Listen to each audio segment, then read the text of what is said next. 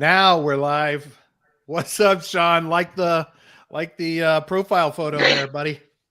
I'm going to keep going through them until I find one that's appropriate. But with the week that's in it, it seems that this clown needed my attention.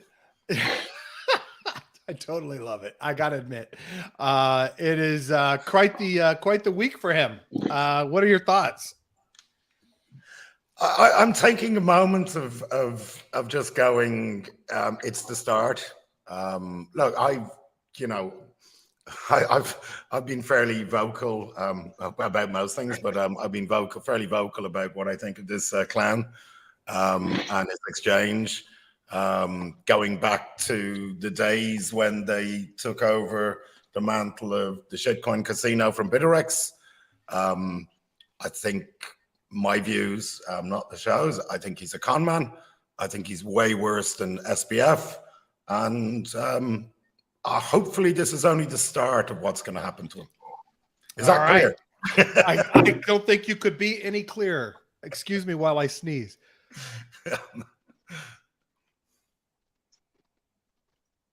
Yeah, no, I don't think you can be any clearer than that, buddy. That's like I think that if what happens, I think this could be bad for the space in the short term. I think everybody thinks they're just going to settle with the CFTC, which is, the best precedent to look at here is what happened to BitMEX. BitMEX went from the #1 derivatives exchange, did their CFTC action, which, to be clear, ended up with the exchange getting a fine, but the promoters facing criminal charges. So Arthur got a tag on his ankle, I guess, and house arrest, and big fine. I do think that what we know publicly and what many of us have been calling for a while, that he's probably done way worse than something like BitMEX. So it's good in the medium term if this kind of carry on gets cold, and it can be painful in the short term. Yep, absolutely. All right. Yeah. Well, market is still trying to do a little pumping, but even our buddy Shizzy has capitulated. I saw yesterday in our community at t.me/mission DeFi. What did he capitulate at? I think he's capitulating on the bear version of the story. I think I think that could be one of the best calls of the year, and certainly better than mine so far. If you were taking action here, again, not financial advice. So look, I'm so bearish here that I don't even know where to start about how bearish I am right here. Including I think that there's a credible case that people need to consider to be a non-zero possibility that the 4-year cycle is bust. And what does that really mean for Bitcoin and so on? Yeah, just what we need for a nice, dark, rainy day. But in the meantime, like there was actually some great news during the week. Like, I know you guys mentioned it, but like Mark Morton and Stewie from Skilling Mining, who you had on the show, awesome yep. Documentary. Dude, that just gladdens my heart to see that kind of stuff, because it's a real world example fighting all the horseshit that's going on out there. So that was a really cool thing. And they did a phenomenal job with it. I was really impressed with the quality of the where the hell was that? You sent it to me in Telegram. Let me pull that up real quick. We're not going to play the whole thing, obviously, but it was just really well done. It was I was so impressed with Cointelegraph for the quality of the work they did. So it's good shit. I'll put the I forgot to put the link in yesterday, so I'll put the link into the show notes. Like in the context where we have Greenpeace US going around with all their backfiring FUD and nonsense about Bitcoin mining, and then you see what the reality on the ground is like from these guys and many others like them, and it just as a Bitcoiner, it just cheers me up so much. It's such a compelling story. I mean, it's really powerful, right? I mean, and the at the end, the economist from Schilling talking about the circular economy, that to me is like the clip of all clips for this company. Like, it is such a powerful statement that everything is feeding each other economically throughout this entire process. It has impacts on the farmer, obviously. It has impacts on Schilling, obviously, but it also has a massive impact on the energy system. It has a massive impact on, people that are eating the food that he's producing. I mean, it's just, it's fantastic. Really, really well done. It's cool stuff. And to be honest, it prompted me to look at what's happening with Bitcoin in Ireland, because I would largely be immune to it. Like I don't go to meetups. I don't go to conferences. I'm not that kind of person. And as I started to dig around, I realized there's an awful lot of really sexy shit happening here. Nice. I just need to make them meet up in McDade's rather than somewhere else, and keep my finger on the pulse of this shit. Yeah, that's awesome.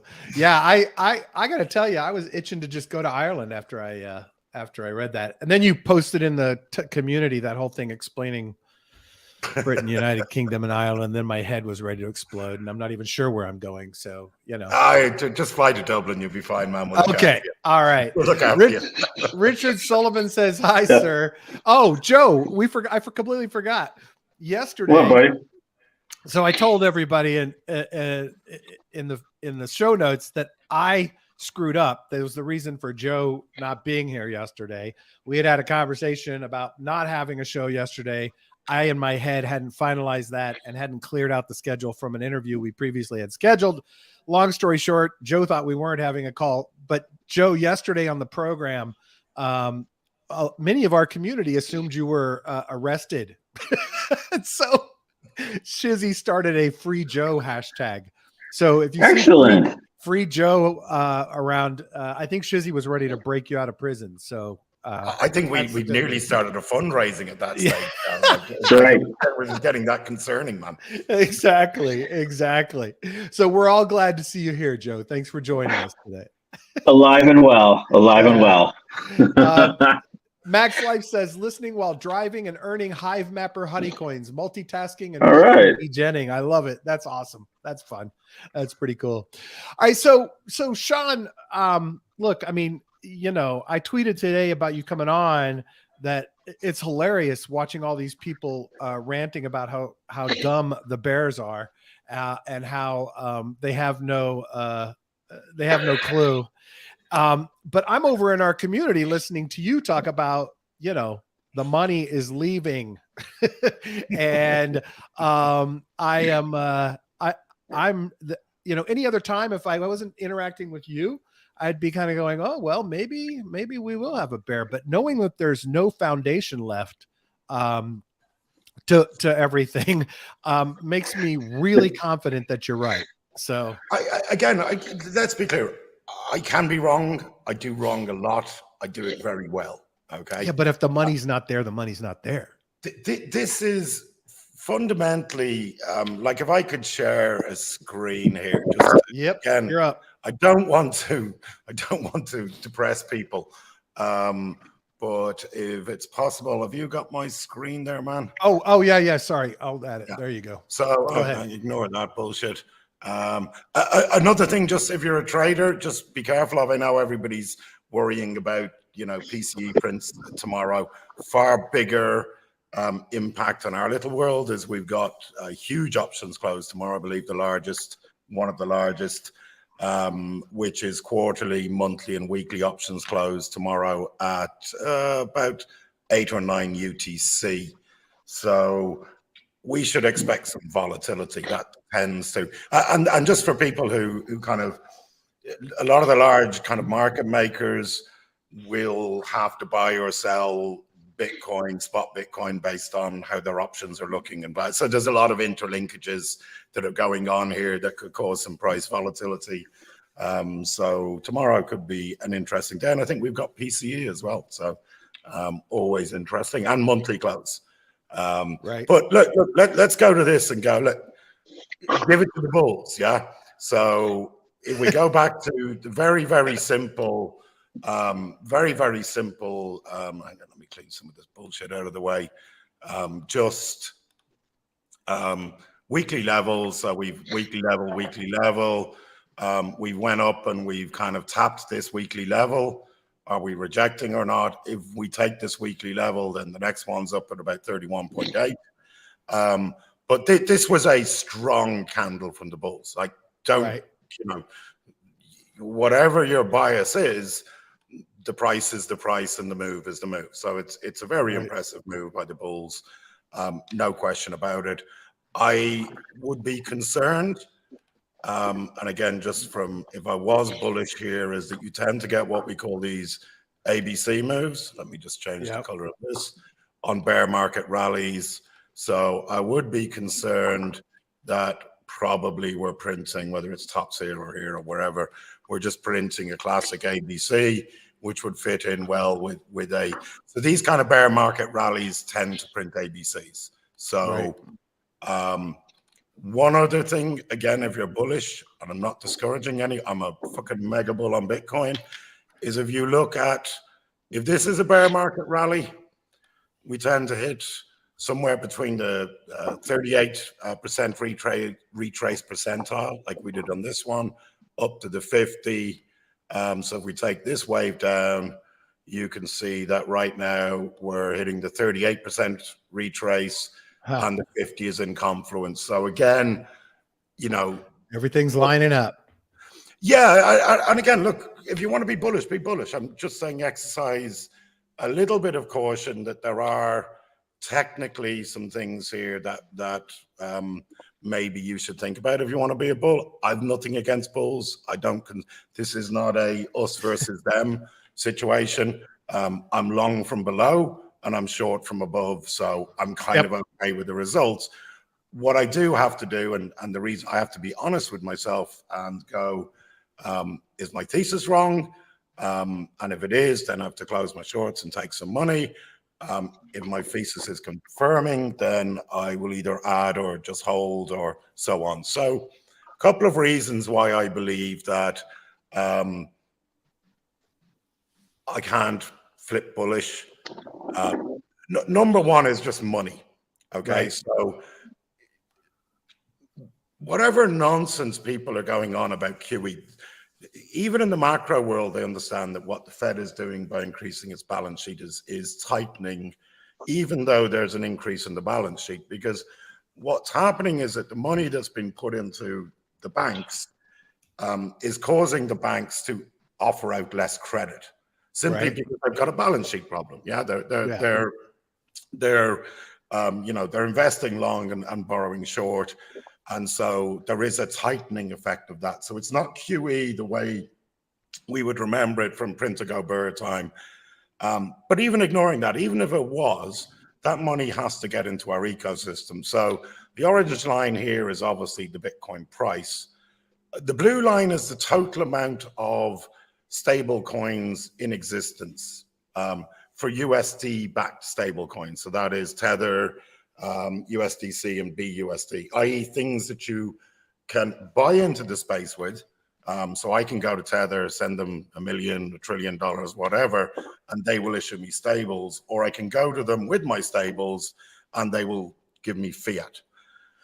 So what you see here is very clearly that fiat is flowing out of the system. Yeah, this is not disputable. There's no question about this. This is just a statement of fact. So it can't be hidden. So, you know, one of the advantages as a trader in this, you couldn't get this data for a traditional market to save your life. Exactly. So if it is there, use it. Yeah. Yeah, absolutely. So we can see that the rip that we've had, this, what I believe is an ABC move that we're having, is simply an excuse to unload to get out more and more, i.e. a classic bear market rally or exit bump in my thesis. If we look at institutions, even though Saylor did a buy as ever, so this is institutional holdings, you can see that they're coming down. Okay, so again, not much, but if you look in the minor details, we can see that institutions are also leaving the space. Okay, so not in vast quantities. It's probably more important to say that institutions are not entering than they're leaving, but there is leaving activity. So even though we get these Saylor kind of buys and so on, there's always going to be somebody buying. By and large, all that we're seeing is a continued micro downtrend, but the important thing is there's no uptrend. And again, to go back to the importance of this, the bull run is institutional buying. Right. Yeah. Yeah. So if they don't do it, guess what? I would be comfortably flipped to a bull at any price if I see something like this begin to take up. But we're not seeing it. Well, and right now there's no impetus, right? I mean, nothing is happening right now for institutional to say, "Oh yeah, let me jump in on this." Quite the contrary, it's the opposite. No, I mean we do have institutional trader types, which are to be clearly differentiated from institutional investors, because institutional traders see this for what it is currently, unfortunately, which is a high beta asset to TradFi. Right. It's the ultimate high beta risk on. Finally, on chain, if we look at the on-chain data, what we can see is the key groups continue to devolve. Okay, so again, the rip on-chain is being sold into by, what shall I call it, the informed money. Right. Okay, and that's a continuing trend from last year, all of this year. So as prices going up, we are seeing money leaving. And finally, on CEX, if I just give this a decent time frame, what we can see is, again, two classes here of informed money. The larger, sorry, let me turn that off. The larger, which is the brown, are just chopping, yeah? They're literally just chopping the range. They're not particularly doing anything. And the whales are literally, as prices going up, whale holdings are going down. Yep. So again, whatever bias you want to have with this, none of this is bias based. It's simply factual to say that institutions are minorly offloading net. That money is leaving the ecosystem net, and that on-chain, we're seeing the more influential, on-chain and on-exchange, we're seeing the influential classes use the move up to reduce their positions. Yeah. Now, they can all be wrong. Yeah. And no, I mean that. Of course they can. I mean, markets are strange fucking animals. Yeah, they can rip your balls off at any minute. But I don't see this as a context for the start of a new bull market. And so that's kind of where I got to. My own position, for what it's worth, which is absolutely not advice to anybody ever, anywhere, is that there is no price that Bitcoin can rise to that I will not short at this point. I'm that bearish on the market. Currently, via blind luck, all of my short trades are in profit because of the way I manage entries. So, but if we leg up, I'm definitely going to be just dragging my entries up, and I'll chase this fucker all the way. Maybe I can't go bankrupt, but not advice. That's kind of, me putting my money where my mouth is. If I, this is not just some kind of academic research for me. This is how I attempt to make a living. Right. One of the things then I began to question is the 4-year cycle, because the only bullish case that I can make based on some kind of technical analysis is really the 4-year cycle. Right. And then I began to dig into it, and you know, Ray Dalio has this excellent concept of understanding that cycles are overlaid. Okay, so it is my strong suspicion that the 4-year cycle is a microcycle overlaid on top of a larger economic cycle. And I think we can see that in that the 4-year cycle has existed in a QE world, and that the larger cycle that I believe is going on is the baseline. It's the kind of thing around which the 4-year cycle operates. Right. And I think that maybe there's one more cycle. I suspect not, because of Elliott wave counts and all this kind of, again, happy to be wrong. But I genuinely believe that it's a non-zero probability that the bigger cycle is coming to its classic inflection point, and that there's a decent chance that that destroys our 4-year cycle. And the reason for that is simply that the amount of deleveraging that's going on in the space, as in money fleeing, can be just due to the SEC and all the actions and Operation Choke Point, and basically risk off out of crypto and maybe risk on into other assets, which is always a possibility. Or we could be seeing the classic longer term economic cycle and market cycle top, and that we've only existed in this bit of it. Right. Bitcoin's never experienced the other part of it.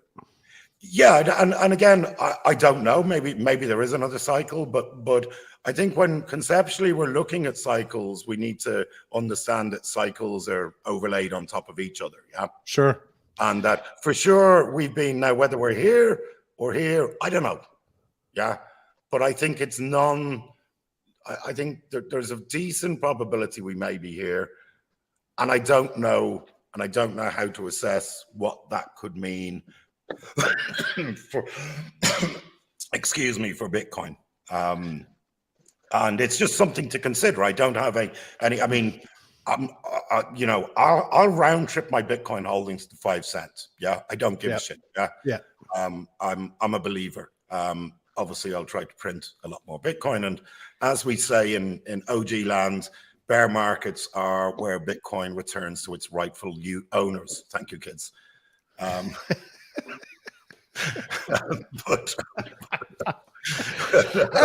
as a Bitcoiner, how do you feel about the correlation to everything else that happens in the economic world? I mean, do you completely still believe that eventually Bitcoin will get to where you would like it to be? You see, there's I'm slightly schizophrenic on it. Okay, so cool. On the one hand, I'm a trader. I just want to trade the moves. I want Bitcoin to go to $1 trillion. Yeah. Okay. On the other side, I genuinely couldn't give a fuck about price. I'm more interested in, is the project moving in the right direction? Right. I think we live in interesting times as a Bitcoiner or a crypto person, because I think for the first time we're seeing the full wrath of the government start to come at us. You can read that many ways. I mean, I think, look, it's short-term bearish. There's no other way to put it. Short to medium. I mean, if the world's most powerful government is clearly trying to kill the space or to tame it, okay, that's bearish. Yeah, but there's a bullish aspect to it as well, which is to say that those projects that are fit for purpose, okay, those things that are truly permissionless and so on, will survive, and that maybe this attack by the government, your government, and undoubtedly my government and every other government will follow, by and large, will lead us to be more thoughtful in other projects. Sure. Yeah, that's actually an upside to it. That does make sense. Yeah. And then, the hope as somebody who believes in the project, again, at whatever price, is that CBDCs that are coming, and they are coming, will open enough people's eyes to go, this, you know, I remember when we first spoke about, Bitcoin as a hedge and why I want Bitcoin. And the fundamental thing about money, okay, is it doesn't matter the value of the money if you can't use it. Yeah, if somebody can take it from you. So I think that there is a narrative and a real use case for Bitcoin, and maybe that's at $250,000 if there really is to be another cycle now, or maybe it's at $6,000 or $3,000 or whatever. Right. So yeah, like I'm as a trader, obviously, as my net worth and blah blah blah is deeply linked to the value of Bitcoin, probably insanely linked to the value of Bitcoin in many ways, particularly every time I speak to my accountant. But the project, any project that survives what I believe is to come from this kind of government attack has finally got it. That permissionless means fuck you to the authorities. Sure. Always has. It always has.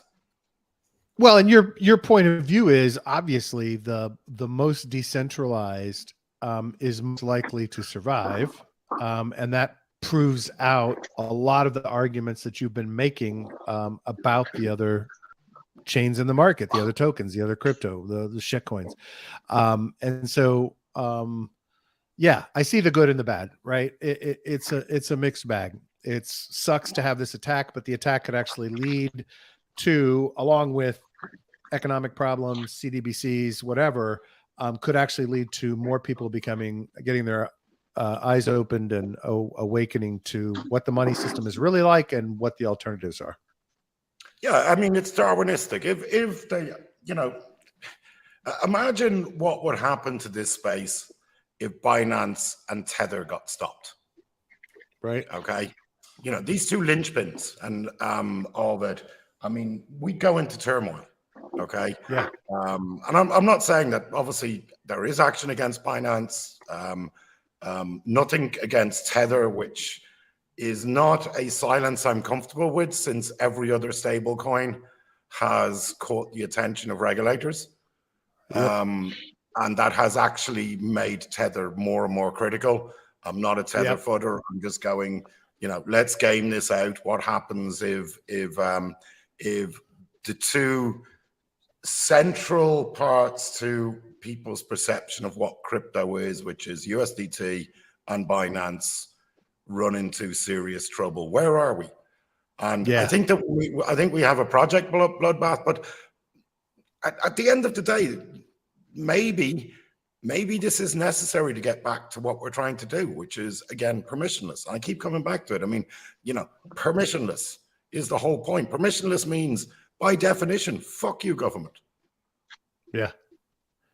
No, I totally get it, and I definitely think that if the government moves continue, that it will drive to increased decentralization and people rethinking about what they're doing, how they're doing it, and what they're messing with. So I completely agree with you.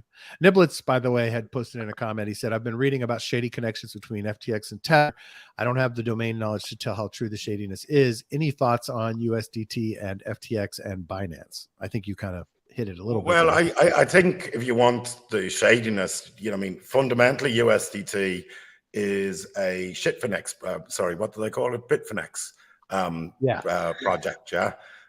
It's the same management team, it's the same company. Okay, I'm not going to go into details, but I'm aware in the good old bad old days of how Tether operated with larger traders on some of these exchanges. That would be interesting to a lot of people.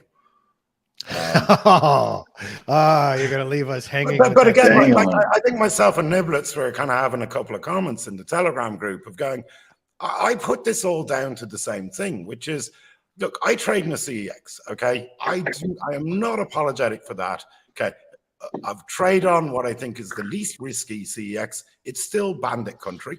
Okay, I'm aware Sure. of that. Yep. And all these stables are centralized. The CEXs are centralized. Okay, and somehow we're shocked Yeah. when shady shit happens. I mean, Right. this is the whole point of decentralization. Yeah, it's like we're going, oh look, CZ's done bad. Yeah, oh Arthur Hayes has done bad. Oh Tether have done bad. Or what the fuck do you expect when you put billions of dollars of value That's right. into a cowboy industry? Okay, at its early stages, of course, bad is going to happen. It's human nature. I'd imagine. Look, I mean, I would imagine that if I ran Almeida and FTX, I'd say I probably would have done exactly what Sam had done. Hopefully not get caught, but I would imagine there's a decent fucking chance I would have. Yeah. Well, look, I mean, the interesting thing is not only is this happening in this Wild West industry, but corruption and crime has not slowed down ever in finance. Like the regulatory bodies have never prevented anything. Maybe, the guy who thought about stealing something or doing something, but the rest of them, they haven't. That hasn't stopped, and it's always going to be a part of money. But here's the thing, though, Brad. We're just showing we're no different than what's there. That's not what I'm. That's not what. Of course, that's not the end goal, right? Us going, okay, we're a shit, but you're a shitter, is really not the point for me. Sure.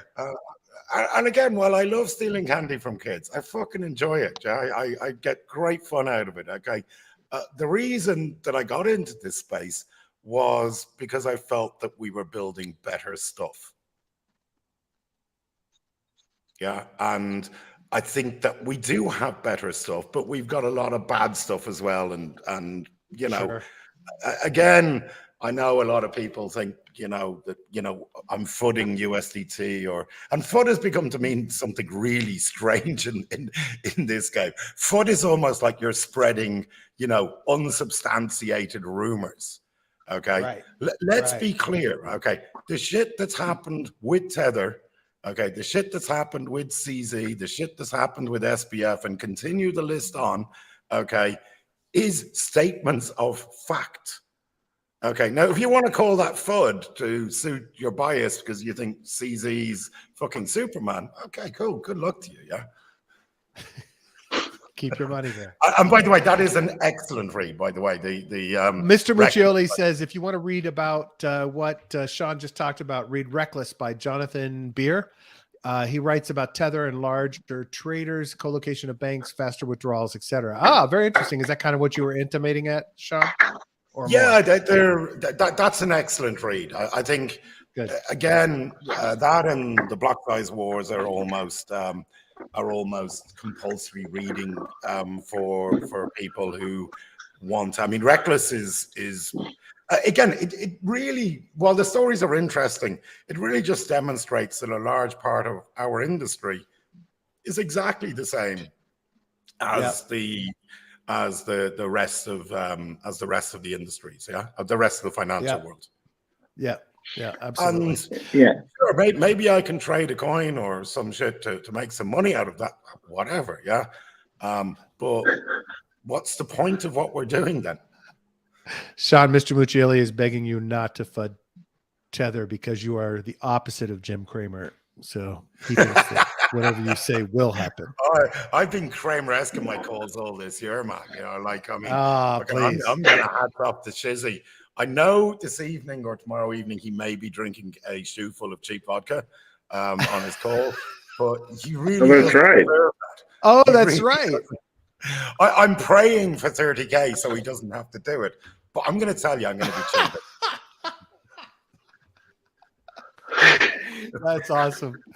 Niblet says weather cycles versus climate cycles, waves within waves makes a lot of sense. Trick is it's hard to recognize the layers of meta waves above your direct experience. But I think that the data you're presenting to us, trying to figure out the waves and is next to impossible, right? We don't know the exact timing of any of that. But when you're looking at the data like you're presenting it, it makes it very clear that there is no support for this going crazy, right? That we're not in some bull run to an all-time high right now, and it's just not going to happen. So, and I think that can help you give an indication of where we are in the overall waves. I agree with you, Niblets. You're right. It's next to impossible to know exactly where we are. Wait, but people think that we're in like a bull run to like the $1 million price right now. Oh, I don't know what price they're predicting, but all over my Twitter feed today, it was people making fun of bears. And I'm like, oh, wow. Friggin' bonkers. You need to come listen to Shaun. No, but like the bearish thesis has been taking a beating. Yeah. Again, let's not be, even though I'm a bear, like ultimately, fuck me, that's impressive. Yeah. Sure. Like it just is. Yeah. Okay. Sure. It's impressive, and maybe it can even go up here. I don't know. Again, that would be nice. Financial advice if it goes up here. I'm kind of quite happy because I get even more short. Right. Because I've got to base my money is leaving the system. How is there a bull run? Yeah. No, absolutely. That's my point. Based on the data you've been showing us, how the hell is that going to happen?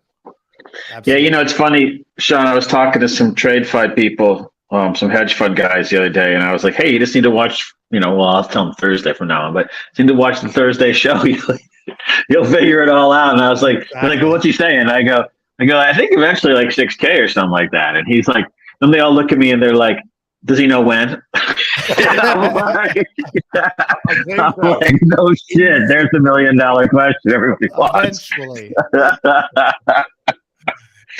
So, hey, the future is the answer to that. Yeah. Yeah.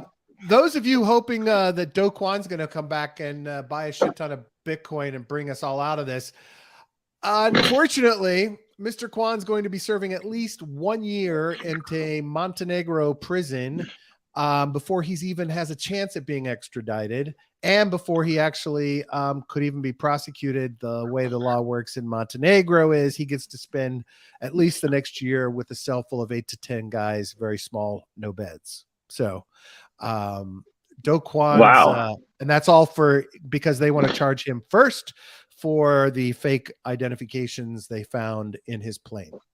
Well, that will be a growing experience for him, though. Yeah. Well, here's life sucks when you're praying to get extradited by South Korea or the United States. You can go to prison there instead of where you are. I think SPF had the same thing eventually, didn't he? He was fighting extradition. Then I think about 3 nights in a jail cell, he went, "Fuck this." Exactly. Mommy, can I come home? That's crazy, dude. Just crazy. Yeah. Well, I think there's another lesson to be learned here is that, if you're going to be bouncing around, pretending like you're not, there's not Interpol looking for you and things like that, then pick countries where at least if you do get popped there, it's a place where you can survive the jails. Yeah. Or at least be able to buy your way out or something. Montenegro. TripAdvisor for jail cells. There you go. Well, there's something we can put together. Rating for beds, uncomfortable and lumpy, but the food is a 2. That too. Oh yeah, there you go. And I'm sure the cell partners. Montenegrin cuisine has got to be Shaun, up there. Did you see this whole muckety muck about this Greenpeace project? I love this. I mean, talk about an own goal. I mean, yeah, totally. And I love, that's why I love the space. They can take something like this and go, "Fuck me, this is just cool." Like we're adopting this, yeah. Exactly. It's and I did see Greenpeace have to come out and go, sorry about that. That wasn't kind of what like. Yeah, that wasn't. So we were wrong. Well, what's interesting is the artist, right? Did you see this guy, Von Wong, the guy that created it? He did an entire thread. So let me give everybody backstory that doesn't know what's going on. Greenpeace put out commissioned a piece of art from this artist Von Wong. Their goal was to say Bitcoin is garbage because it's polluting the environment and causing climate change, blah, blah, blah. We don't need any more Bitcoin. Code movement sponsored by Ripple. Yeah. Yeah, there you go. And So this artist created it, but what was interesting was that I don't know if the more toxic of the community just decided to sit back or not, but what happened was, as soon as this came out, this artist posted up a really cool thread about the fact that he's been in DMs with a bunch of Bitcoiners, actually getting a much better understanding of how Bitcoin drives renewable energy, right? Back to companies like Schilling and the others. And so what was really interesting was a really cool conversation between the artist and the Bitcoin maximalists or the Bitcoiners of the world, explaining things to him, explaining, how it works and what's happening, and him kind of coming around and saying, wow, I'm really impressed, and I'm really excited to have learned this. And if it draws more attention and everybody turns it into Bitcoin content, then more power to them. So I thought this was a really impressive kind of, everybody kept their heads. Nobody lost their minds completely, or at least I didn't see that. And everybody kind of treated the artist like, hey, you're an artist. You were asked and paid to do something. The interesting thing is people were trying to throw this guy money from the Bitcoin community, and he refused it. He wouldn't take anybody's money, which people are trying to buy it now. Yeah, well, they were even just trying to donate money to him because they think he deserves it, because he created something so memeable, and he declined everybody. He wouldn't take any money from any Bitcoiners. So if anybody's into 3D printing, you can actually download the models of it now. Oh, really? Yeah. Chuck, fire up the printer, dude. I need one. Chuck loves to print. This little thing here that holds my mic from vibrating, Chuck printed this. It's pretty cool. Good stuff. Well, there you go. Sweet. Pretty Satoshi cool business there. Chuck says, "Hey, where are the STLS?" I'll post them in. I'll post them in the Telegram. Beautiful, and I'll put them in the show notes. That's awesome. Niblet says, "Making fun of bears is the time to sell. Take a bench, grab a Gatorade, and rest up." All financial prognostications are correct eventually. It's just a question of when, like Joe asked. And then Shaun said, "Hey, where are the STL Fest?" Great, that's beautiful.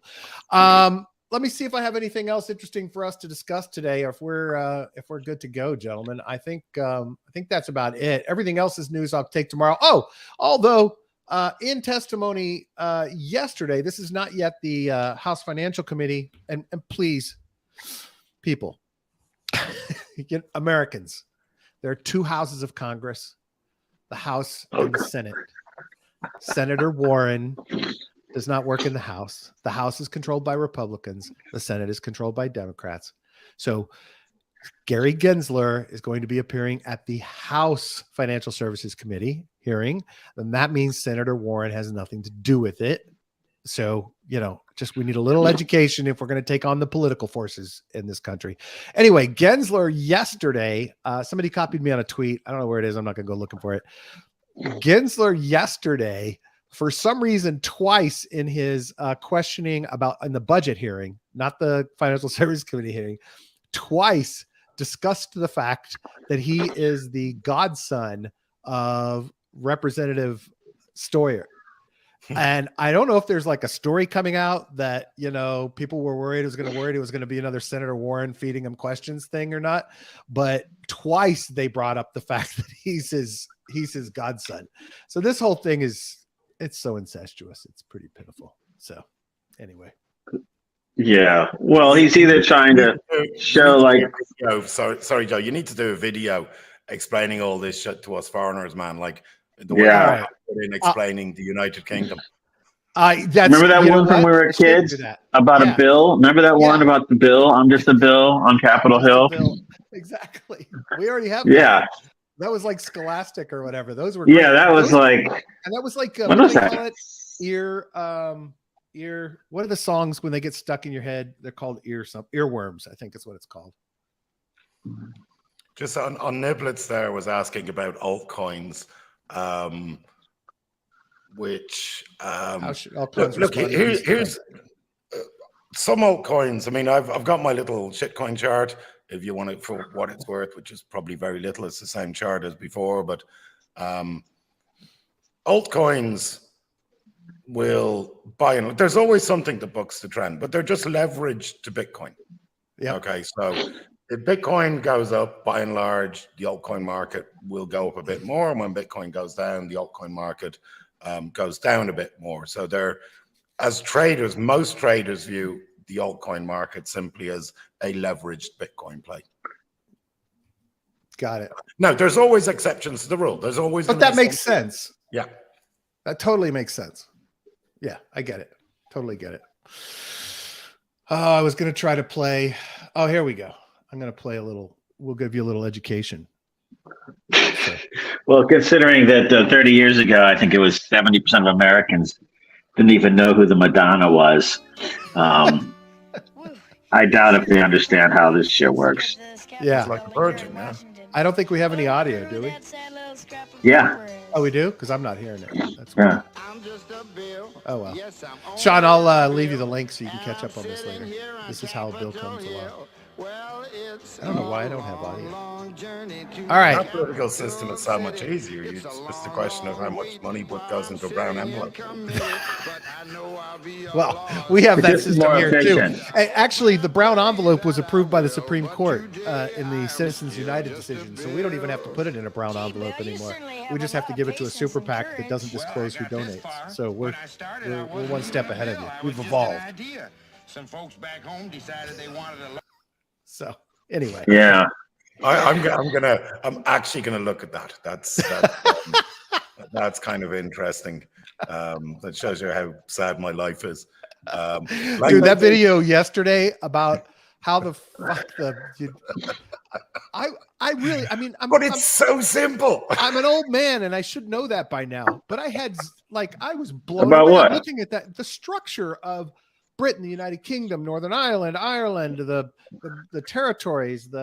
I was like, what the fuck? This is the most complex structure I've ever heard. And then I made the mistake of watching the next video, which was the Netherlands or the Dutch or Holland or the Europeans. They've never cleaned up their borders. It's all a mess. It's all a mess. That's a good way to put it. They keep trying, though. They keep trying. We just put WWs in front of their effort every time, It's like, and then the borders go back to where they were. Look, I could just imagine, country governments superseded by, EU and EC governments and NATO government and all of it. It's like, that's pretty much a big mess too. But that's what democracies are. Democracies are big, inefficient messes. That's what keeps people from getting, absolute power in them. And that's kind of what the strength is that inefficiency. So, but look, in the US, all the decisions are made on Twitter anyhow, so there's no need to really learn about this stuff. Yeah. Euphoric says, good luck trying to explain the British Parliament and the royal family. That video, that was interesting. Yeah. Like I didn't realize there was still actually a direct link that the monarchy had some level of possibility of controlling Canada to some level. So that was interesting in that video. I remember it's still a theocracy, which I think a lot of people fascinating. Fascinating.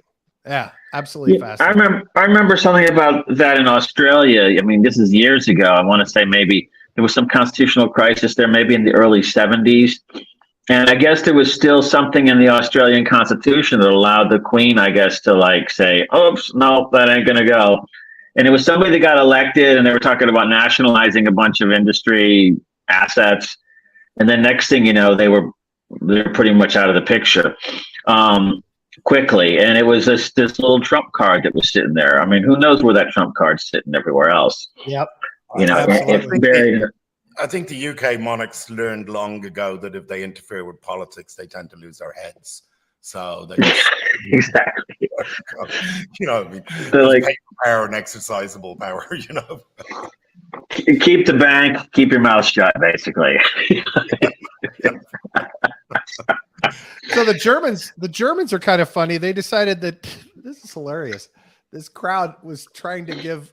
There was a bunch of people wearing Burger King hats and trying to give them to King Charles in Germany yesterday. I'm going to self-declare that I thought the Queen before was an incredible person. This Muppet should be the end of the monarchy in the Oh yeah.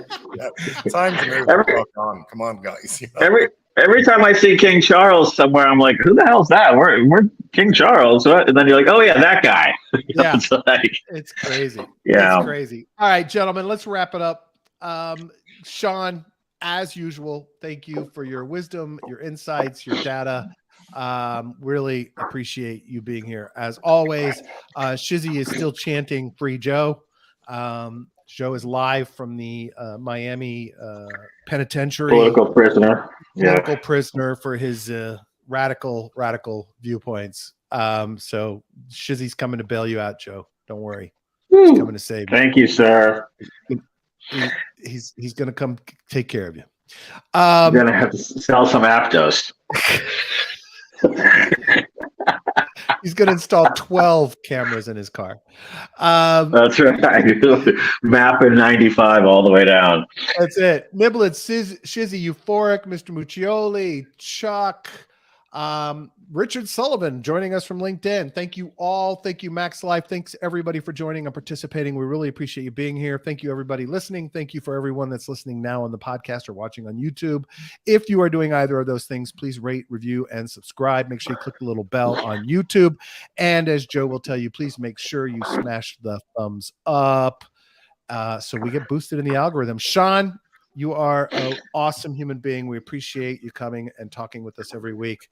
And, you know, I feel much more secure in my comments about the market every time I talk to you. So thank you very much. I think we all just follow Shizzy's calls from now on. The dude is nailing it. Seriously. Yeah. Yeah, we need somebody to like lead us out of the wasteland. There you go. King Shizzy. King Shizzy. King Shizzy. All right, Joe, have a great one. We'll talk to you guys. All right, buddy. You too. No show tomorrow, but we will have a live feed of my interview with the Redstone guys. So we'll put that up tomorrow. Cool. Cool. All right, boys and girls, take care. Everybody have a great afternoon. Take it easy, gentlemen. See you guys. Bye-bye. Okay.